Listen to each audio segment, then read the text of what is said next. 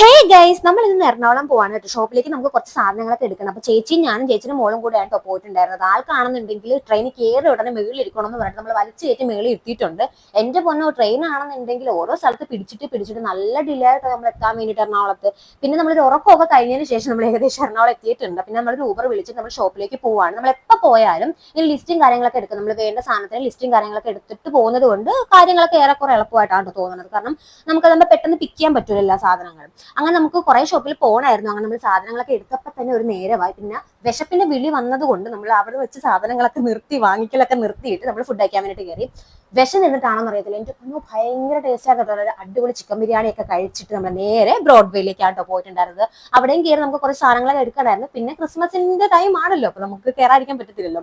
അങ്ങനെ നമ്മൾ കയറിയിട്ട് എന്ത് ഭംഗിയെ കാണാനായിട്ട്, എന്റെ പൊന്നു ഭയങ്കര രസമായിട്ട് കയറി. നമുക്ക് ഇറങ്ങാനേ തോന്നുന്നുണ്ടായിരുന്നില്ല. പിന്നെ ഫെബക്കുട്ടിക്കാണെന്നുണ്ടെങ്കിൽ ക്രിസ്മസ് ഫ്രണ്ടിന് വാങ്ങിക്കാൻ വേണ്ടിയിട്ടും കുറച്ച് സാധനങ്ങളൊക്കെ നോക്കണമായിരുന്നു.